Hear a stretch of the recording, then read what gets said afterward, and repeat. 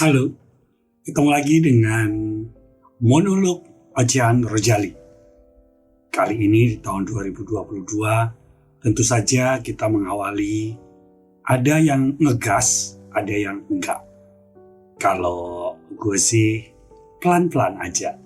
Ini merupakan satu langkah awal di mana untuk mengisi tahun 2022 ini tentu saja belajar dari kesalahan, kekurangan dari tahun 2021. Ocehan Rojali kali ini akan membahas tentang masalah yang mungkin berkaitan dengan episode-episode yang lalu mengenai dunia karyawan, mengenai dunia perkantoran, atau lebih tepat kalau misalnya ini adalah mengenai jalan sebuah kehidupan dari orang biasa, bukan artis, bukan selebritis, bukan pula public figure, apalagi motivator. Karena bagaimanapun juga kehidupan harus dilalui. Setiap orang pasti memiliki permasalahannya masing-masing. Sebab manusia sudah diusir dari Taman Firdaus.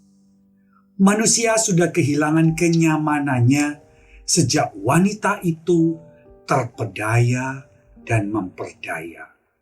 Mau artis, selebritis, public figure, maupun motivator, mereka punya cerita permasalahannya masing-masing.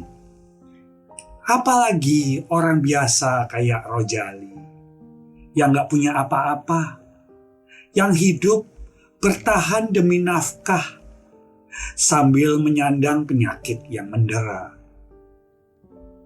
Lalu, ketika orang biasa ini berceloteh akan bebannya, akankah semua telunjuk dan mulut berteriak, "Kamu kurang bersyukur"? Beban Rojali yang paling rasakan adalah pekerjaan. Perilaku empunya perusahaan di mana Rojali bekerja, budaya masa bodoh, seakan membuat Rojali berpikir bahwa perbudakan tidak pernah berhenti. Ya, bila kemusnahan massal, entah berwujud pandemi atau tabrakan komet besar seperti film Don't Look Up, kadang sempat menjadi harapan. Tentu hal ini tidak elok dan tidak pantas, bahkan untuk dipikirkan. Tapi teman-teman, terpikirkan dan dipikirkan tidak setebal lebar rambut. Rojali hidup dalam usia parubaya, di mana secara produktivitas pasti akan menurun. Walaupun semangat melonjak hingga koefisien tertinggi pada sebuah masa, tapi dalam pekerjaan yang tanpa jaminan pensiun, tanpa jabatan, upah yang dipangkas dengan dalih pandemi, istilahnya WFA, WFO, atau alternate days. Yang bahkan istilah alternate days tidak ada istilahnya dalam kamus ketenaga kerjaan bangsa ini.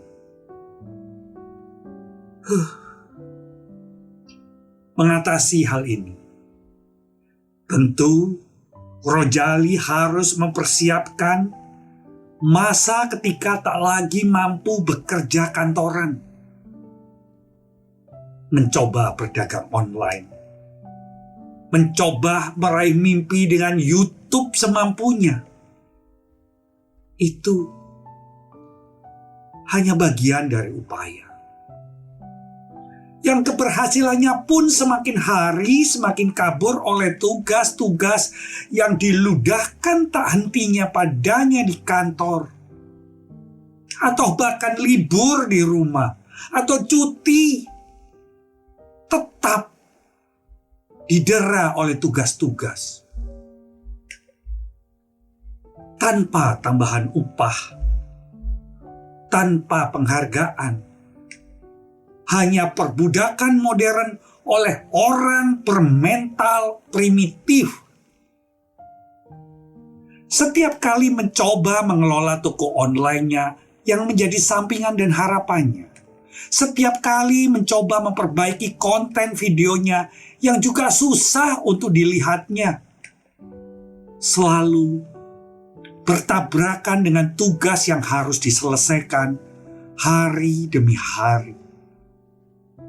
Waktu demi waktu. Apa yang Rojali sampaikan tentunya belum tentu merupakan potret karyawan swasta di Indonesia.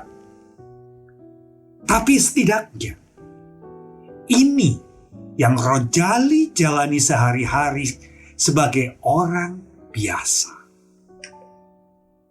Banyak kendala tentunya. Rojali itu penyandang diabetes, kolesterol, dan ada 36 penyumbatan di kepalanya. Menahan keluhannya, menekan emosinya dalam-dalam, itu yang dilakukan Rojali setiap hari. Sementara tangan-tangan, jari-jari tetap menunjuk betapa kurang bersyukurnya kamu.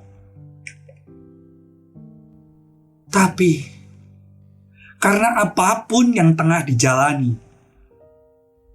ada seseorang yang dicintai dan mencintainya dengan keindahannya.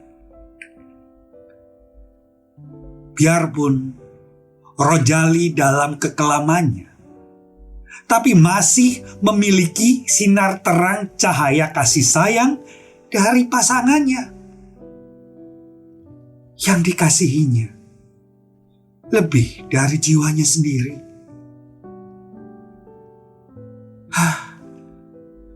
Inilah sebuah cerita kecil ocehan dalam monolog kesendirian, kesenyapan orang biasa. Orang biasa dalam kehidupan sehari-harinya. Salam Rojali.